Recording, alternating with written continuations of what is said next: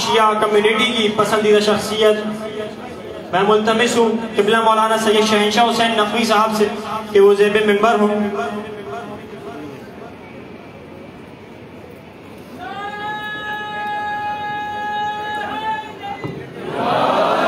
قبلہ صاحب کی صحت و سلامتی کے لیے، ان کی درازی عمر کے لیے، ان کا سایہ تا قیامت ہم پہ قائم و دائم رہنے کے لیے بآواز بلند نعرہ صلوات۔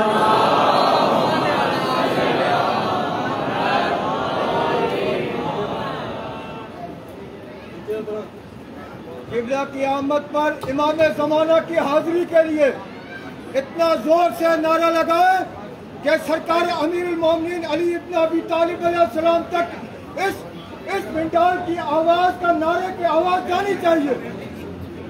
پران ڈھال کھال کے اچھا بول کے سالک نعرہ حیدری۔ آپ تمام مومنین کی سماعتوں میں ایک بند آپ کی سماعتوں کی نظر ہے کہ عشق عباس جو ایک بار اثر کرتا ہے، عشق عباس جو ایک بار اثر کرتا ہے، پھر لہو بن کے وہ نسلوں میں سفر کرتا ہے۔ میں تو پرچم کو سناتا ہوں مصیبت اپنی، میں تو پرچم کو سناتا ہوں مصیبت اپنی، کون عباس کو نہ جانے خبر کرتا ہے۔ نعرہ حیدری۔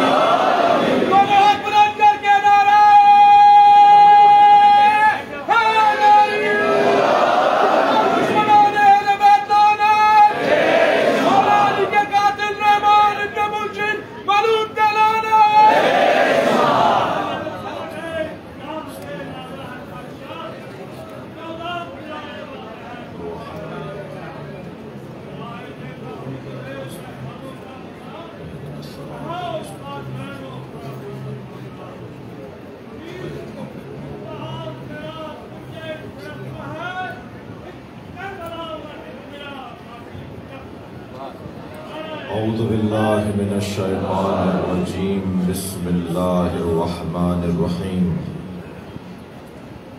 الحمد للہ الذی لا یبلغ مدحتہ القائلون ولا یحصی نغماءہ العادون ولا یعدی حقہ المجتہدون، الذي ليس لصفته حد محدود ولا نعت موجود ولا وقت معدود ولا أجل ممدود، فطر الخلائق بقدرته ونشر الرياح برحمته، والصلاة والسلام على الرسول المسدد المصطفى العمجد المحمود الأحمد، سیدنا و مولانا و مولا الکونین جد الحسن والحسین معانی ابو القاسم محمد،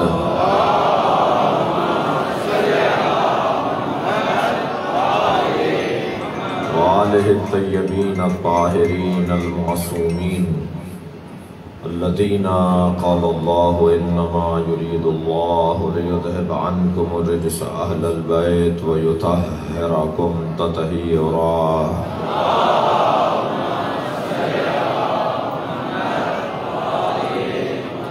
ولعنۃ اللہ علی اعدائہم اجمعین من یوم عداوتہم الی قیام یوم الدین، اما بعد، قال الحکیم فی قرآن الکریم، بسم اللہ الرحمن الرحیم، فلا وربک لا یؤمنون حتی یحکموک فیما شجر بینہم ثم لا یجدوا فی انفسہم حرجا مما قضیت ویسلموا تسلیما۔ صلوات۔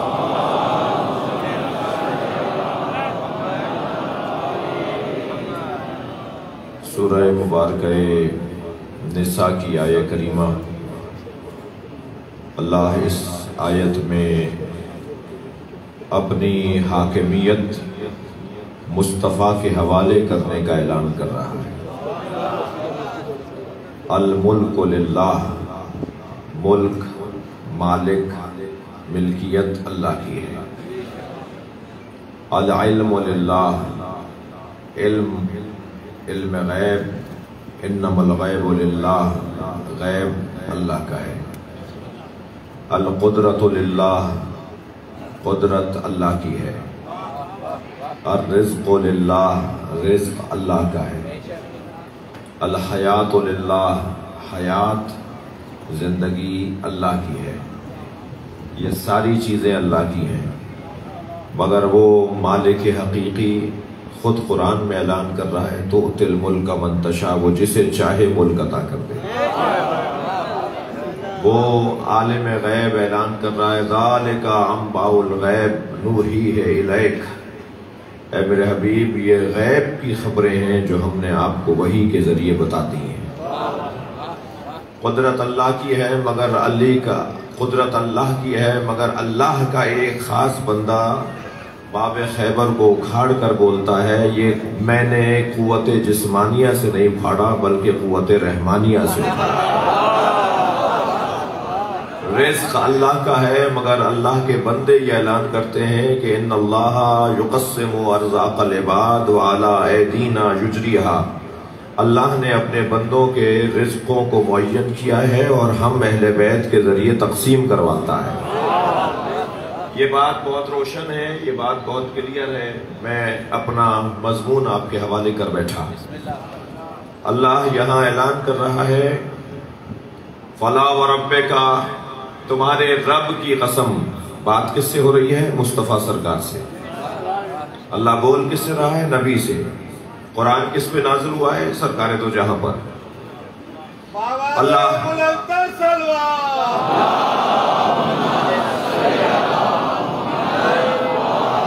अल्लाह अपने हबीब से बात कर रहा है, नबी मुकर्रम से गुफ्तगू हो रही है।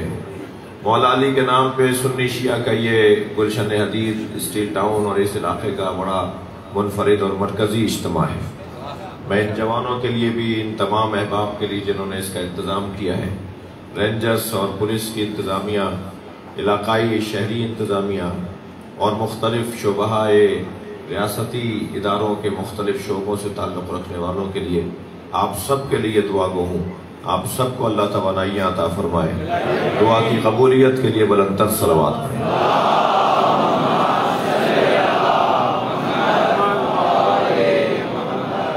इब्तदाई बयान से गुजर रहा हूँ, आयत की तफसीर करने के लिए तमहीद का सहारा ले रहा हूँ।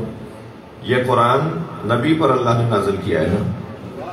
लफ्ज़ और बेहतर करूँ, कुरान है या आशिक़ व माशूक़ की गुफ्तगू है।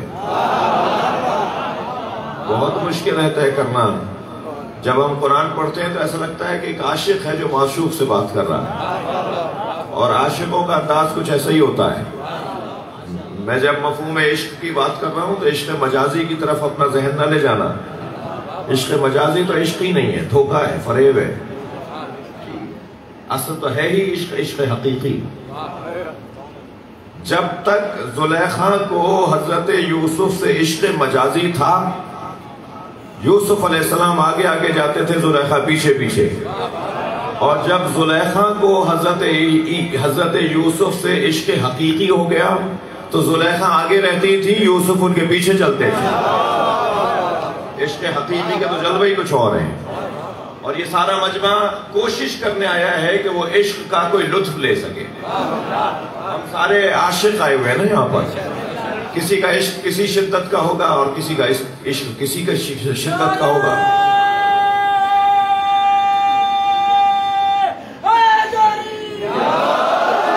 हैं सारे इश्क की बुनियाद पर आए बैठे यहाँ पर। भाई आपका और मेरा इश्क भी अली से है और में से मैं तम्मार का भी था, मगर दोनों में एक मोटा सा फर्क है कि हम इस वक्त ऐसे बैठ जाने को बड़ा कारनामा समझ रहे हैं। जूतियां उतार कर आ गए हैं, घर बार छोड़ कर आ गए हैं, अपने उमूर जिंदगी छोड़ कर आ गए हैं, और हालत रोजा में प्यास और भूख की कैफियत में मौला के नाम पे जमा है। हम इस इश्क के इजहार पर ही कारनामा समझ रहे हैं। और वो मैं समय तम्मार था कि गर्दन कटने के बाद भी लहू का कतरा कतरा अली बोल रहा है। सलवात पढ़े मोहम्मद व आले मोहम्मद।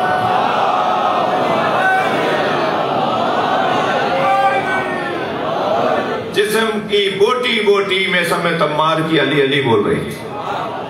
तो हैं तो सभी एक ही रास्ते के राही हैं, सब एक ही रास्ते पे चलने वाले। وہ اور بات ہے کہ میثم ہماری امامت کر رہے ہیں، عاشقوں کے امام کو کہتے ہیں نا میثم۔ علی سے عشق کرنے والوں میں سب سے آگے جو نظر آ رہا ہے اسے میثم تمار کہتے ہیں۔ تو ایسا ہی ہے، تو مفہوم عشق ذرا بچے اور جوان ذرا محسوس کریں کہ میں کیا کہہ رہا ہوں۔ عشق ہے ہی عشق حقیقی جس میں معشوق کو پا لینا آغاز ہے۔ ابھی تو بات شروع ہوگی اس لیے کہ معشوق کے دروازے پر آ گئے ہیں، ابھی تو دیکھیں گے کہ معشوق ہے کیسا، ابھی تو پیار بڑھے گا، ابھی تو عشق بڑھے گا۔ تو یہ پورا قرآن، میں تو ایک طالب علمانہ لہجے میں بات کر رہا ہوں، یہ پورا قرآن عاشق و معشوق کی گفتگو ہے جی۔ الف لام میم، عاشق جانے اور معشوق سمجھے۔ الف لام را، عاشق بول رہا ہے معشوق سمجھ رہا ہے۔ کاف ہا یا عین صاد، معشوق سمجھ رہا ہے۔ ہمیں کیا پتا، ہم نے تو ترجمے میں بھی الف لام میم کے نیچے الف لام میم لکھ دیا ہے۔ ابھی جا کے دیکھیے قرآن، ابھی مسجد میں رکھا ہوا قرآن کھولیے، پہلے ہی سپارہ، پہلی آیت الف لام میم، ترجمہ بھی الف لام میم۔ جو قوم ترجمہ نہ کر سکے وہ قرآن کیا سمجھے گی؟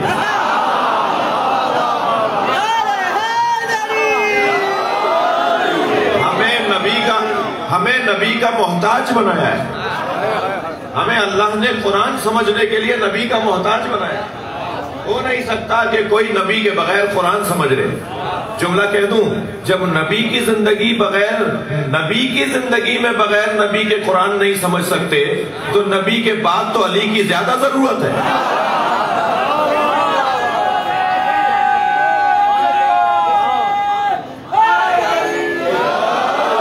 کوئی تو ہو جو قرآن سمجھائے، کوئی ہو جو قرآن بتائے۔ اب یہ عاشق اور معشوق کی گفتگو میں وہی انداز ہے جو عاشقانہ انداز ہے۔ اللہ اعلان کر رہا ہے، فلا وربک، تمہارے رب کی قسم۔ نبی سے اللہ بات کر رہا ہے، تمہارے رب کی قسم۔ یا اللہ تو ہمارا بھی تو رب ہے، یا اللہ تو آسمانوں کا بھی تو رب ہے، تو زمین کا بھی تو رب ہے، تو جانوروں کا بھی تو رب ہے۔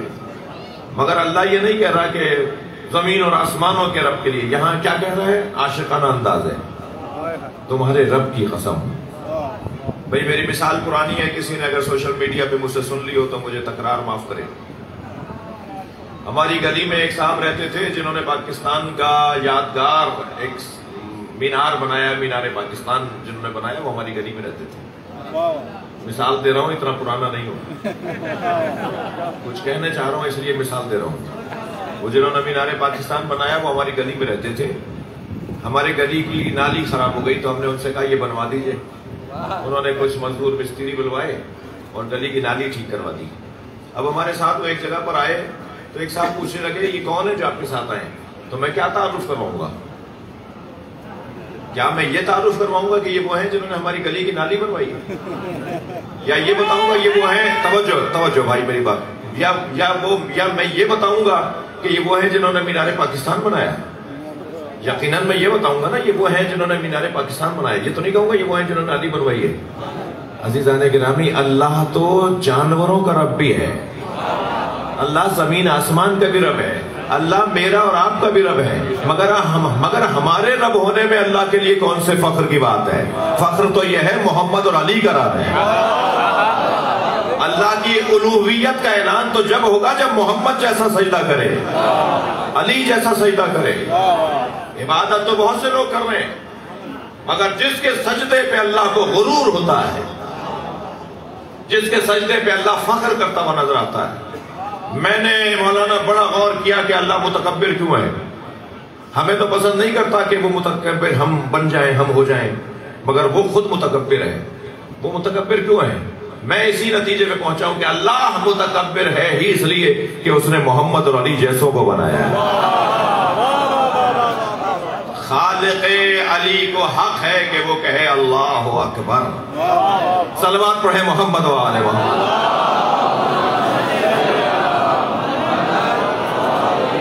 اس سے بہتر اور بلند صلوات نبی کی ذات۔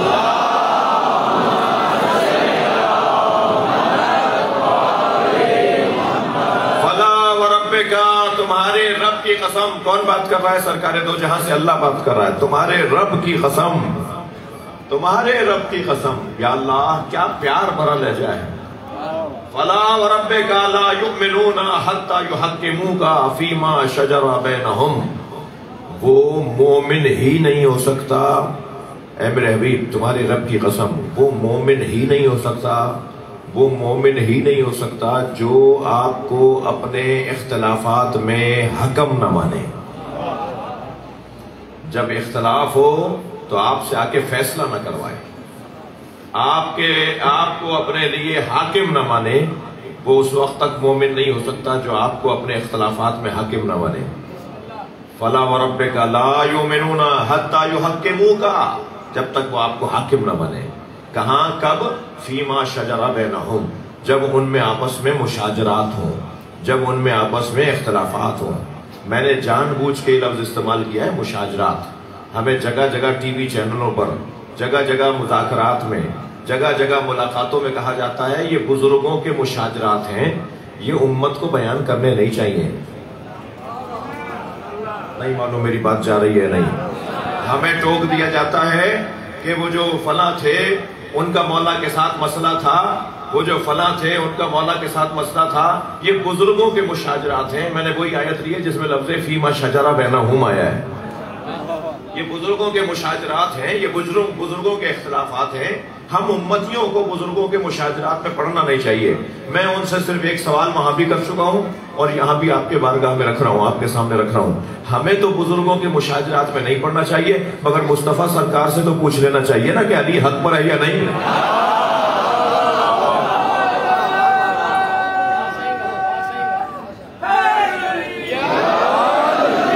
فیما شجر بینہم، اگر تم اپنے اختلافات میں، اپنے مشاجرات میں، اپنے تنازعات میں، اپنے جھگڑوں میں اور اپنے جنگوں میں تم مجھے اپنا حکم مانو. نبی کہہ رہا ہے، اللہ کہہ رہا ہے نبی کے لیے، تمہیں اگر یہ حکم نہ مانے اپنے اختلافات میں تو یہ مومن ہی نہیں ہے. اور پھر جب تمہاری طرف سے فیصلہ آ جائے، جب تمہاری طرف سے فیصلہ آ جائے مما قضیت، جب تمہاری طرف سے فیصلہ آ جائے لا یجدوا فی انفسہم حرجا، تو بال برابر بھی تمہارے فیصلے پر دل چھوٹا نہ کریں، تمہارے فیصلے کو مان لیں. اے میرے حبیب تمہارے فیصلے کو مان لیں. میں نے بہت دیر لگائی میرے عزیزو آیت کا ترجمہ مکمل کرنے میں، لیکن مجھے اطمینان ہے کہ میرا مضمون آپ کے ہاتھ میں آ گیا. مضمون یہ ہے کہ اگر تمہیں یہ سمجھنا ہے کہ علی حق پر ہیں یا نہیں، اگر تمہیں یہ جاننا ہے کہ علی افضل ہے یا نہیں، اگر تمہیں یہ پوچھنا ہے کہ علی امام اول ہے یا نہیں، اگر تمہیں یہ پوچھنا ہے کہ علی خلیفہ بلا فصل ہیں یا نہیں، اگر تمہیں یہ جاننا ہے کہ علی ہماری جانوں پر ہم سے زیادہ حق رکھتے ہیں یا نہیں، تو تم آپس میں کیوں الجھ رہے ہو؟ مصطفیٰ سے پوچھ لو کہ علی کیا ہے.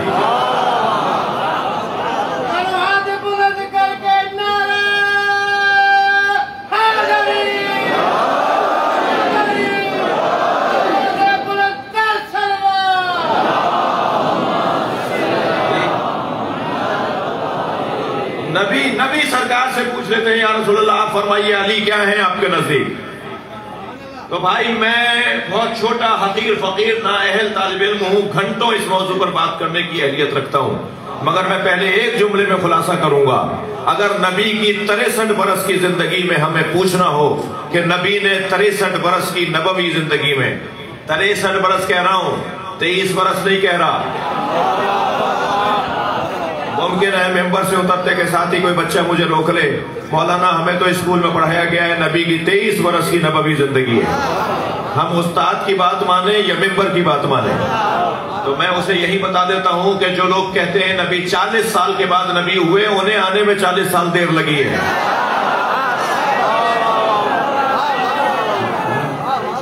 نبی اس وقت بھی نبی تھے جب آدم آب و گل کی درمیانی کیفیت میں تھے. خود سرکار نے فرمایا کنت نبیا وآدم بین الماء والطین، میں اس وقت بھی نبی تھا جب آدم آب و گل کی درمیانی کیفیت میں تھے. اور حدیث پوری سنا کریں، علی اس وقت بھی ولی تھا جب آدم بنے نہیں تھے. کس مولا کے، کس مولا کی بارگاہ میں اور آپ جمع ہیں. اور میں مجلس تقریباً 90% سندھی بھائیوں میں کے درمیان پڑھ رہا ہوں. یہ داد بتا رہی ہے کہ سندھی زیادہ ہے.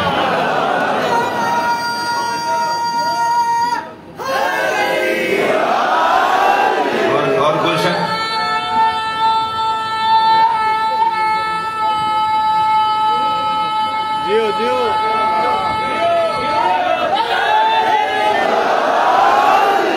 گلشن حدید میں رہ کر تو مولانا حسینی بھی آدھے سندھی ہو گئے.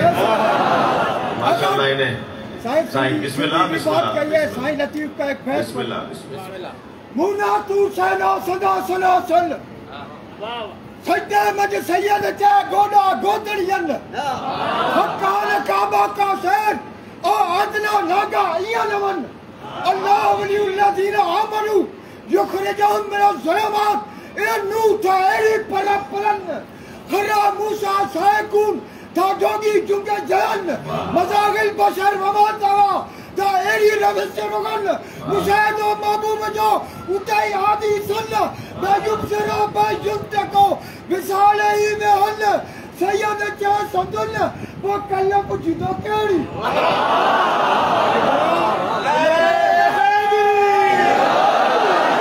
قرآن کی آیتیں نظم کی ہوئی ہیں. امام زمانہ کے سپاہیوں کو یہ سارے سپاہی بیٹھے امام زمانہ کے ہم ایک سلامی پیش کرتے ہیں. آپ بھی سلامی کا جواب دیجئے گا. امام زمانہ تک کی آواز پہنچے. پران ڈال ڈال ڈال متعبال ڈال سوالات نارائن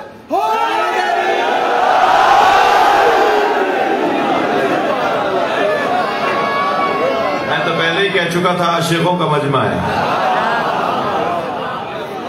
وقت میرے پاس تنگ ہوگا, ان کی محبتوں میں تو کمی نہیں ہے.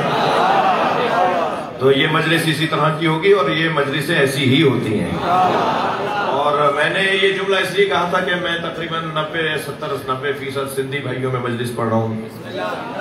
میں خود بھی سندھی ہوں اور مجھے سندھیوں سے اس لیے پیار ہے کہ ان کی خمیر میں مولائیت,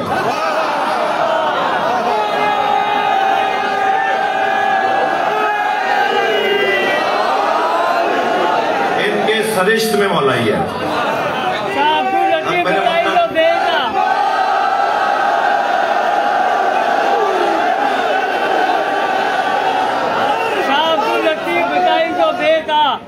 پڑیا کریا کی نکین توڑے بڑن سین, پڑیا کریا کی نکین توڑے بڑن سین, جے جو علیت یقین سے ان بڑے عالم تھیا.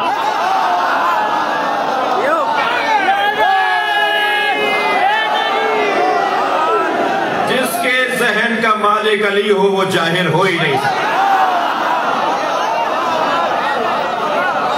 صلوات پڑھیں محمد و آل محمد.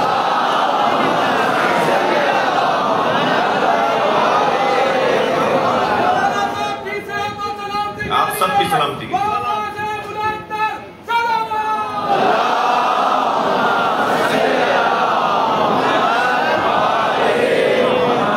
توجہ ہے حضرات کی. بھئی ہم سرکار نبی کی خدمت میں جاتے ہیں. میرا سنی مجمع بھی آیا ہوا ہے, میرے عزیز تشریف فرمائے ہیں. یہ مجلس شیعوں کی ملکیت نہیں ہے. شیعہ امام حسین کے اور مولا علی کی مجلسوں کے مالک نہیں ہیں, نوکر ہیں. اور نوکروں کو اپنی اوقات میں رہنا چاہیے.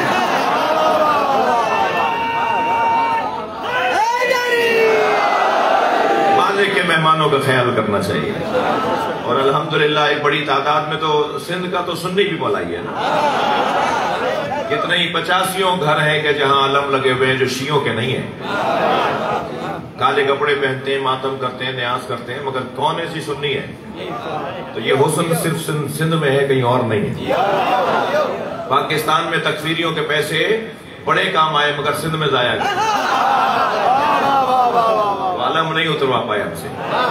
اور جا کر کوئی خبر کر دے ان لوگوں کو جنہوں نے پاکستان کی دیواریں کالی کر دی تھی کافر کافر کے ناموں سے, کہ تمہارا تو آج پتہ ہی نہیں ہے کہ تم کہاں ہو. ہم تو آج بھی چوک پہ مجلس کر رہے ہیں. لبیک یا حسین,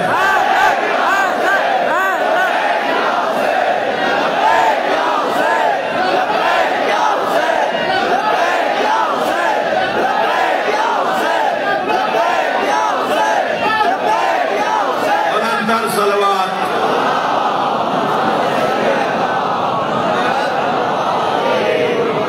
توجہ ہے بات کی. تو ہمیں قرآن سے پوچھنا ہے اور نبی سرکار سے پوچھنا ہے.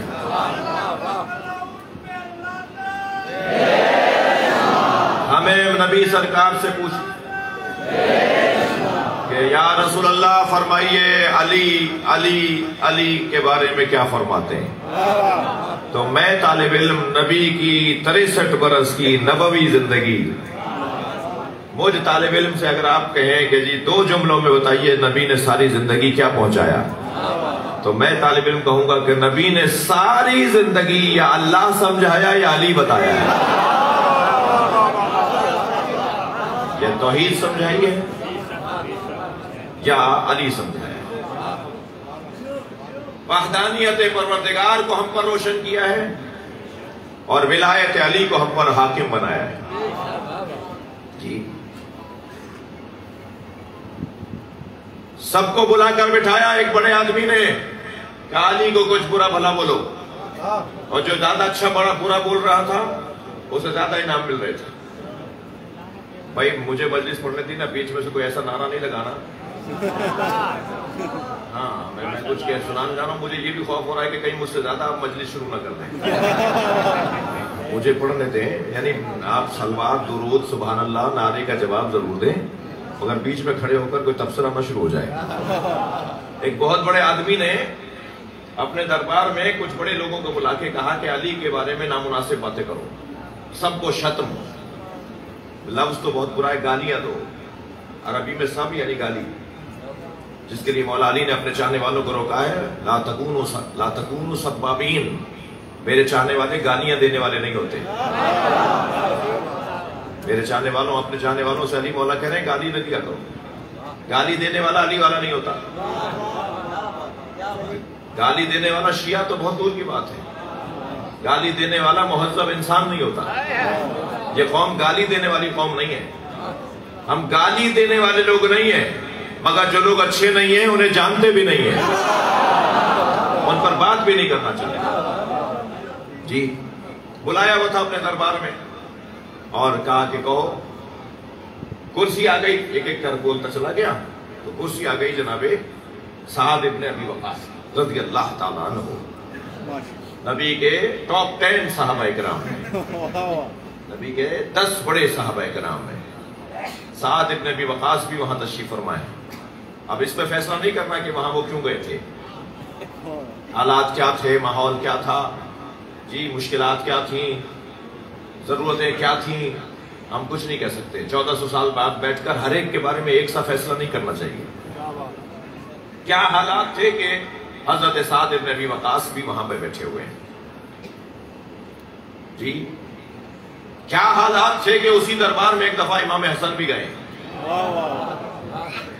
جی اور مولا نے آنے میں تاخیر کی اور بہت دیر سے پہنچے تو بہت سارے تحفے جمع تھے ان کے سامنے.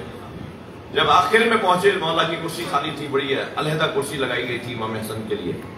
جب امام اس پہ جا کے بیٹھے تو اس نے اپنے نوکر سے کہا یہ جتنا تحفوں کا انبار لگا ہوا ہے، انبار لگا ہوا تھا تحفوں کا، تحائف کا، نذورات کا، کہ یہ سارے تحفے حسن مجتبیٰ کے سامنے رکھو. وہ نوکر اٹھا کے لایا، مولا کے سامنے جب رکھنے لگا تو مولا کو دیکھ کر کہنے لگا انا ابن الفلانا، اپنی والدہ کا نام لیا، میں فلانا کا بیٹا ہوں. وہ جو نوکر تحفے رکھ رہا تھا نا امام حسن کے سامنے، امام حسن نے اسے آواز دے کر کہا یہ سارے میں نے تجھے بخش دیے. اور پھر اسے دیکھ کر فرمایا انا ابن فاطمہ الزہرا. یہ دنیا ہمارے لیے کچھ بھی نہیں ہے. یہ بڑے بڑے تحفے دے کے تم فخر کر رہے ہو، یہ دنیا ہمارے لیے کچھ بھی نہیں ہے. اسی دربار کی بات کر رہا ہوں، مگر ہنر یہی ہے کہ آپ اشاروں میں سمجھے بات نہیں. اسی دربار میں سعد ابن ابی وقاص بھی بیٹھے ہوئے ہیں. سعد ابن ابی وقاص سے کہا اے صاحب ما یمنعک ان تسب علی. بول ہی نہیں رہے صاحب، کچھ بولو کچھ بولو، کو جواب ہی نہیں دے رہے. حضرت سعد ابن وقاص سے کہہ رہے کچھ کہو علی کے بارے میں، کوئی گالی والی دے کے دکھاؤ علی کے بارے میں. وہ بول نہیں رہے، خاموش تھے. انہوں نے کہا کوئی اور بات کرے، میں نہیں بولوں گا. پھر بار بار ان کو کہا گیا تو آخر کہتا ہے ما یمنعک ان تسب علی. تمہیں کون سی چیز علی کو گالی دینے سے روک رہی ہے؟ علی کو برا بولنے سے تمہیں کون سی چیز روک رہی ہے؟ میں تو انعام دوں گا ان لوگوں کو جو علی کو برا بولیں گے. تو سعد ابن ابی وقاص نے جواب دیا اللہ اکبر لا تسبوا علیہ لا اسبوا علیہ، میں علی کو برا نہیں بولوں گا. ہینا ذکرت ثلاثہ، جب تک 3 باتیں مجھے یاد ہیں میں علی کو برا نہیں بول سکتا. کہا ما ہننا، آواز آئی کیا ہیں وہ 3 باتیں جو تمہیں یاد ہیں جن کی بنیاد پہ تم علی کو برا نہیں بولو گے؟ فرمایا الاول، سب سے پہلی چیز جب تک مجھے یاد رہے گی میں علی کو برا نہیں کہہ سکتا. فَأَدْخَلَهُمْ تَحْتَ صَوْبِهِ فَقَالَ اللَّهُمَّ هَؤُلَاءِ أَهْلُ بَيْتِي. جب تک مجھے یہ بات یاد ہے میں علی کو برا نہیں کہہ سکتا کہ نبی نے اپنی چادر میں پنجتن کو لیا اور کہا یہ میرے اہل بیت ہیں. تم اسے مجھے برا کہنے کا کہہ رہے ہو کہ جو نبی کی چادر میں تھا؟ میں علی کو برا نہیں کہہ سکتا. الثانی، اور دوسری بات، یوم الخیبر، جب رسول اللہ نے یوم خیبر آواز دی لا اؤتین غدا رایتا رجلا کرارا غیر فرار، کل میں علم اسے دوں گا جو کرار ہوگا غیر فرار ہوگا. یحبہ اللہ ورسولہ ویحبہ اللہ ورسولہ، وہ اللہ اور اللہ کے رسول سے محبت کرتا ہوگا اور اللہ کا رسول اس سے محبت کرتا ہوگا. اور جب دوسرا دن آیا تو فرمایا اے نا علی، علی کہاں ہے؟ کہا علی کی آنکھوں میں آشوب ہے. ناد علی مظہر العجائب، علی اعجاز نبوت سے وہاں پہنچے. نبی کی آنکھوں کا لعاب نبی کے دہن کا لعاب دہن آنکھوں میں لگایا تو علی کی آنکھیں ٹھیک ہوتی چلی گئیں اور نبی نے علی کے ہاتھ میں علم دیا. جب تک مجھے یہ علی کی عظمت یاد ہے میں علی بن ابی طالب کے بارے میں منفی بول ہی نہیں سکتا. میرا حافظہ کام کر رہا ہے، میں علی کے خلاف نہیں بولوں گا.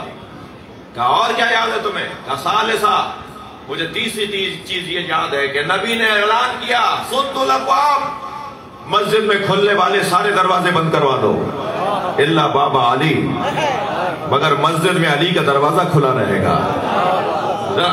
آ کر صحابہ کرام نے کہا یا رسول اللہ آپ نے علی کا دروازہ کھلوا دیا، کھولا رکھا، ہم سب کے دروازے جو گھروں کے دروازے مسجد میں کھلتے تھے، مسجد کے صحن میں کھلتے تھے، آپ نے سارے صحابیوں کے دروازے بند کروا دیے، علی کا دروازہ مسجد میں آپ نے کھلا رکھا.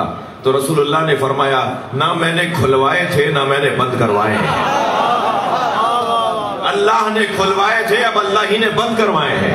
اور اسی اللہ نے کہا ہے کہ سارے دروازے بند ہو جائیں مگر علی کا دروازہ مسجد میں کھلا رہے. عزیزوں، مسجد میں دروازہ اس کا کھل سکتا ہے جس پہ نجاست طاری نہ ہوتی ہو. صلوات پڑھیں محمد و آل محمد.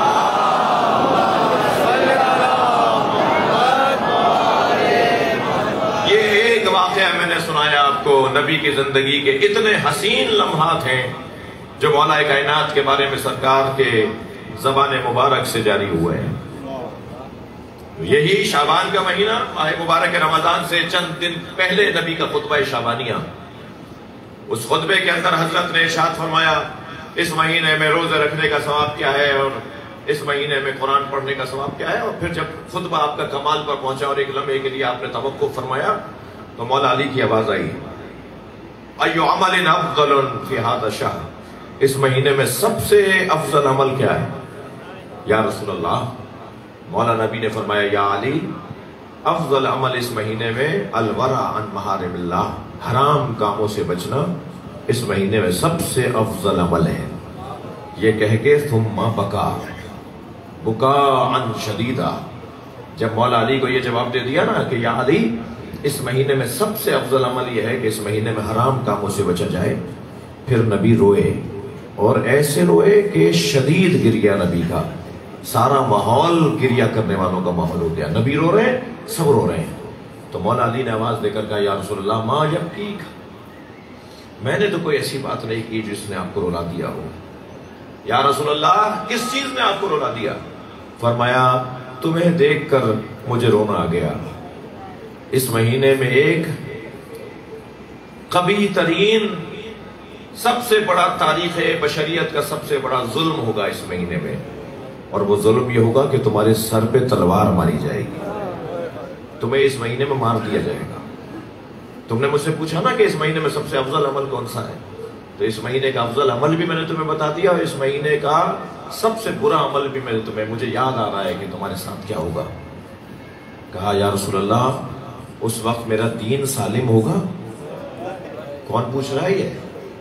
کون پوچھ رہا ہے یہ جو خود دین ہے، جو خود مجسم قرآن ہے، جس کے گھر میں دین اترا ہے، وہ اپنے دین کے سالم ہونے کے بارے میں نبی سے پوچھ رہے ہیں یا رسول اللہ اس وقت میرا دین سالم ہوگا؟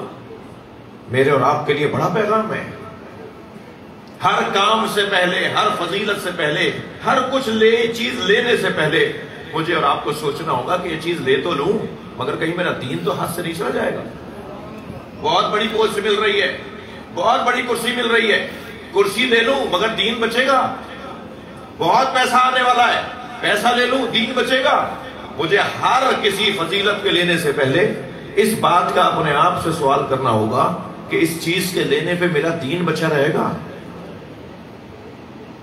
بڑا لمحہ ہے میرے عزیزوں، میرے بچوں، میری خوش قسمتی ہے کہ مجھے جوانوں کی تعداد سننے آتی ہے۔ اصول لے جاؤ مولا علی کی زندگی کا۔ ایک شخص نے آ کر میرے معصوم امام سے کہا مولا میں فلاں کاروبار کرنا چاہتا ہوں، استخارہ دیکھیے۔ امام نے استخارہ دیکھا، استخارہ منایا۔ امام نے فرمایا نہ کرو یہ کام۔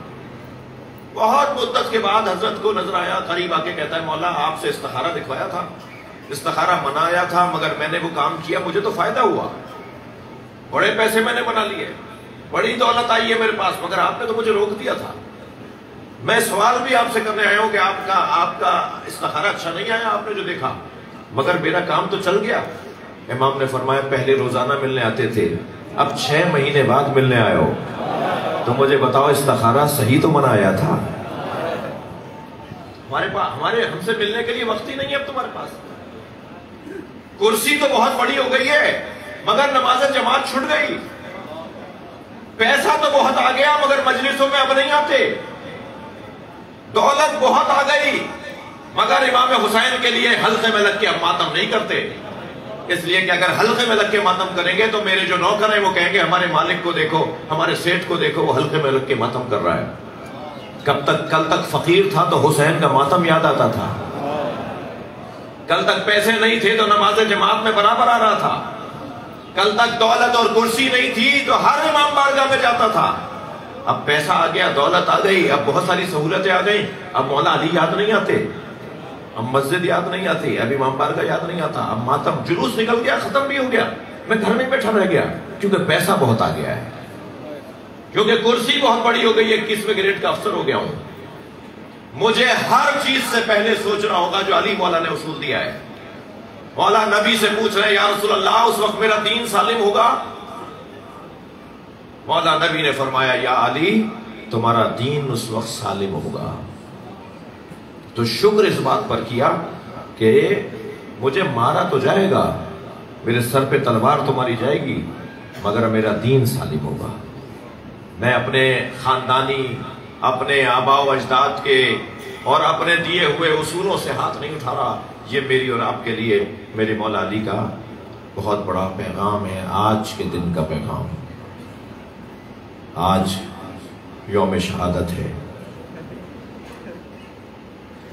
ہر شخص چاہے وہ کسی بھی حیثیت کا ہو، افسر ہو، زمیندار ہو، فیکٹری کا مالک ہو، سب آج مولا کو سلام کرنا اپنے اوپر لازم سمجھتے ہیں۔ مولا ہم جو کچھ ہیں وہ، اور خاص طور پہ جو سادات یہاں تشریف فرمائے، ان کی تو عزت ہی اس میں ہے کہ وہ مولا علی کی اولاد ہیں، وہ نسل مولا علی ہیں، ان پر تو ویسے ہی ذمہ داریاں کچھ زیادہ بنتی ہیں۔ چلیے اپنے ذہنوں کو ذرا، ایک سر ہے جو کھل چکا ہے، تلوار مارنے والے نے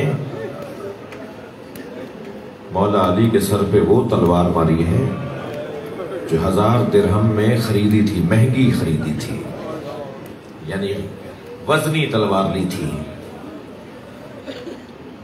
مہنگی تلوار 1000 درہم میں تلوار خریدی اور 1000 درہم کا زہر خریدا اور اس تلوار کو زہر میں بجھاتا تھا. زہر پلایا ہے تلوار کو تاکہ جب زخم لگے نا تو یہ زہر مولا علی کے خون میں چلا جائے تاکہ علی اس زخم سے ٹھیک نہ ہونے پائے. سوچ رہے ہیں کیا ہوا اس گھرانے کے ساتھ؟ یہ کون ہے؟ یہ کون ہے؟ یہ علی ہے. اس گھر کا تو ہر فرد ایسا ہی مظلوم ہے. پنجتن کے 5 جنازوں کا حال دیکھا تاریخ میں کیا ہے؟ نبی کے جنازے میں 11 لوگ شریک ہیں. لاکھوں کی تعداد میں نبی کا کلمہ پڑھنے والے لوگ، مگر سرکار کے جنازے میں 11 لوگ. دوسرا جنازہ بتاؤں پنجتن کا، جناب زہرا کے جنازے میں 4 لوگ. کیا غربت ہے، وطن میں غریب ہیں، اپنے ہی وطن میں اہل بیت غریب ہیں. مولا علی کے جنازے میں 2 لوگ. حسنین نے جنازہ عقب سے اٹھایا ہے، آگے سے جنازہ خود اٹھایا ہے. مولا کے جنازے میں لوگ نہیں ہیں، چھپا دیا علی کا جنازہ لے جا کر. تقریباً 90 سال کے بعد مولا کی شہادت کے ایک شخص نے آ کر 3000 جگہ گڑھے کھودوائے کہ میں علی کی میت نکال کر سولی پہ لٹکاؤں گا. وہ حاکم تھا مسلمانوں کا. یہ حضرت عبداللہ شاہ غازی کو مارنے والا حجاج ابن یوسف، یہ سادات کو مارنے کے لیے جو محمد بن قاسم سندھ میں آیا، اس کا خالہ زاد بھائی، دودھ شریک بھائی حجاج ابن یوسف.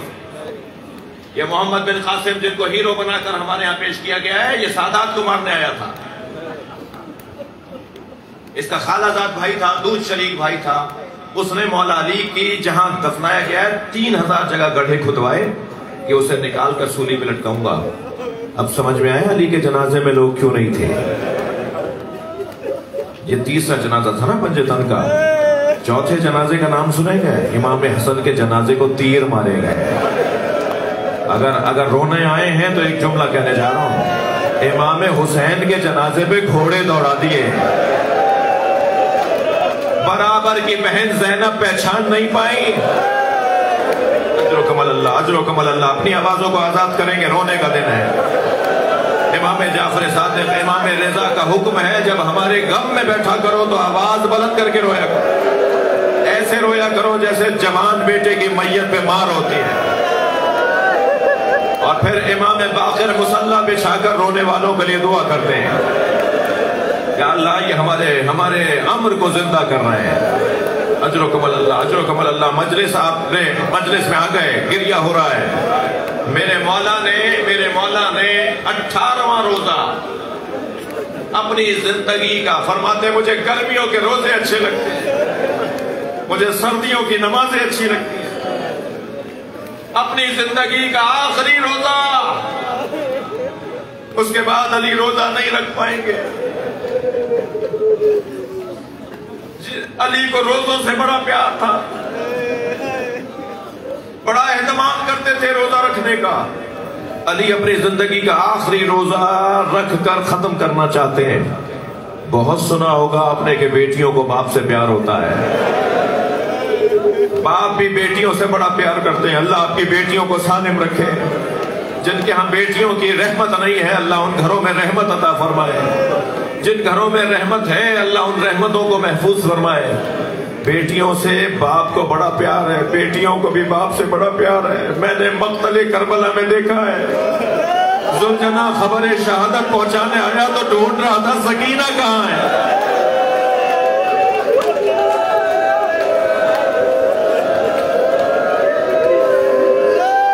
امام حسین کا گھوڑا جب بیویوں کو خبر دینے آیا نا سیدانیوں کو کہ حسین مارے گئے تو ڈھونڈ رہا تھا کہ دیکھوں سکینہ کہاں ہے. اسی خیمے کے در پہ جا کے کھڑا ہوا جس خیمے میں سکینہ تھی.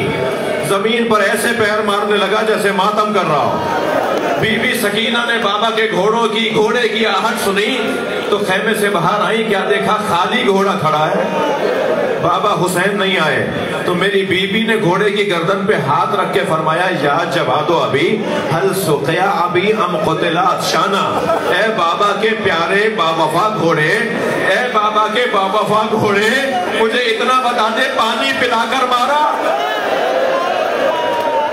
یا میرے بابا کو پیاسا مار دیا؟ کیا اعصاب کی مضبوطی ہے اہل بیت والوں کے ہاں؟ اہل بیت کے اعصاب کی مضبوطی تو دیکھیے۔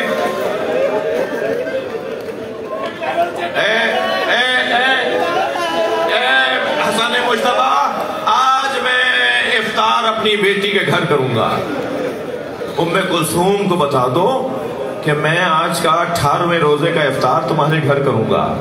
اب آپ کو اندازہ ہے کہ جناب ام کلثوم نے کتنا انتظام کیا ہوگا؟ بابا گھر آ رہے ہیں، بابا علی جیسا بابا۔ دسترخوان پہ ایک ظرف میں میری بیوی نے دودھ رکھ دیا، نمک رکھ دیا، بابا کو پسند ہے چوکی روٹی رکھ دی۔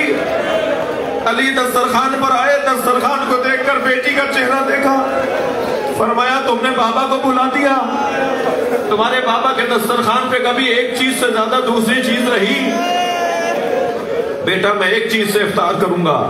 بی بی ام کلثوم نے چاہا کہ نمک اٹھا لے، فرمایا دودھ اٹھا لو، کوفے میں بہت یتیم بچے ہیں جنہیں پینے کو دودھ نہیں ہے۔ اجرکم اللہ، تھک کے نہیں روئیں، اپنی آوازوں کو آزاد کریں۔ میں جلدی جو مولا کی شہادت کی تاریخ کے کلمات تاریخ میں لکھے ہیں وہ بیان کر دوں۔ میرے مولا نے اپنی بیٹی کے گھر افطار کیا، ساری رات عبادت میں مصروف رہے، اور ہر کچھ دیر کے بعد مصلی سے اٹھ کر آتے، صحن میں کھڑے ہو کے آسمان پہ کسی ستارے کو ڈھونڈتے ہیں، اور ڈھونڈنے کے بعد پھر چلے جاتے ہیں۔ اچانک وہ ستارہ نظر آیا تو اس ستارے کو دیکھ کے کہا ہاذہی لیلۃ التی قد وعدت، یہ وہی رات ہے جس کا مجھ سے وعدہ کیا گیا تھا۔ پھر واپس آئے، پھر باہر آئے، اور پھر آسمان کو دیکھ کر ایک اور ستارہ دیکھ کر کہا انا للہ و انا الیہ راجعون، یہ علی کی آخری زندگی کے لمحات۔ بیٹی نے بڑھ کر کہا بابا یہ کیسا کلمہ ہے، یہ کیا کہہ رہے ہیں آپ اپنی زبان سے؟ فرمایا ام کلثوم یہ جو صبح آنے والی ہے نا، اس صبح کے آغاز میں میرے سر پہ ضربت لگے گی۔ میں اپنے بھائیوں سے کہوں گا مجھے مصائب پورے پڑھنے دیں، مجھے مصائب پورے پڑھنے دیں، سب زیارت کریں گے، مگر آج رونے کا دن ہے، رونے دیجئے نا ان عزاداروں کو۔ مجھے اندازہ ہے مغرب کا ٹائم قریب ہے، مگر میں اپنے وقت میں بات کو مکمل کر رہا ہوں۔ میرے مولا نے امامہ سر پہ رکھا، توجہ میری طرف، اپنے تصورات کو کوفے میں رکھیے۔ علی گھر سے روانہ ہو رہے ہیں، علی مولا نے سر پہ امامہ رکھا، ابا دوش پہ لی، نالینیں پہنی، حجرے سے باہر نکل کے صحن سے گزر کے دروازے کی طرف جا رہے تھے۔ آپ کے گھر میں بھی جانور پلے ہوئے ہیں نا، مرغابیاں، بطخیں، مرغیاں، یہ جو پرندے ہوتے ہیں نا، یہ رات کی تاریکی میں کونا لے کے بیٹھ جاتے ہیں۔ لیکن جیسے علی صحن سے گزرنے لگے، بطخیں دوڑتی بھی آئیں اور مولا علی کے آگے سامنے کھڑے ہو گئے۔ علی نے رستہ موڑا، پھر وہ آ کر کھڑی ہو گئے، علی نے رستہ بدلا، پھر وہ آ کے کھڑی ہو گئی، اور ایک ایک بطخ مولا کی ابا کو اپنی چونچ میں پکڑتی تھی۔ مولا زمین پر بیٹھ گئے، ان پر ہاتھ شفقت کا رکھ کے فرمانے لگے بیٹا ام کلثوم اگر انہیں دانا پانی دے سکو تو رکھنا، ورنہ انہیں آزاد کر دینا۔ تم غور سے سنو، یہ میرا نوحہ پڑھ رہی ہے، یہ تمہارے گھر کی بطخ ہے، میرا نوحہ پڑھ رہی ہے۔ پھر کچھ آگے بڑھے تو ماں بیوی کے گھر کے دروازے کی زنجیر مولا کی کمر میں لپٹ گئی، زنجیر کو چھڑاتے ہوئے فرمانے لگے تمہارے گھر کی دیواریں بھی میرا ماتم کر رہی ہیں۔ گھر سے نکل کر مسجد میں پہنچے، میں ان بچوں کو شاباش کہوں گا، تم نے مولا علی کی شہادت کی مجلس مسجد میں رکھی ہے، بہت اچھا کیا ہے۔ یہ مسجد علی کی شہادت کی جگہ ہے، یہی مولا کو پرسہ ہونا چاہیے۔ کچھ دیر کے لیے مسجد کا محراب تصور میں لے کر آؤ۔ علی مولا مسجد کے محراب میں تشریف لے گئے، مولا نے اذان کہی، اپنی زندگی کی آخری اذان، اللہ اکبر۔ ایک مرتبہ ام کلثوم کی چیخیں بلند ہوئی، زینب کا نوحہ بلند ہوا، بابا کی آخری آواز۔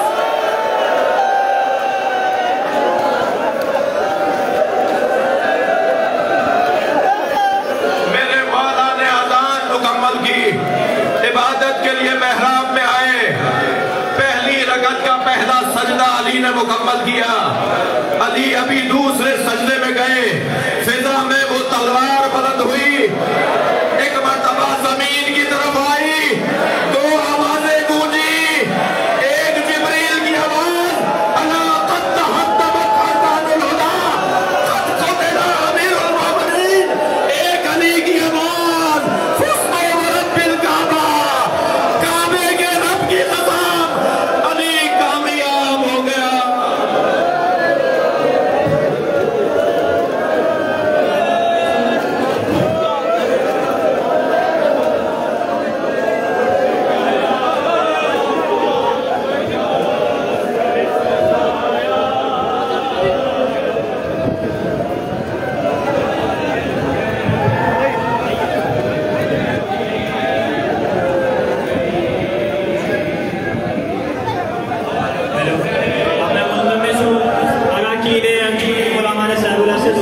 وہ تابوت کی برآمدگی کرنا.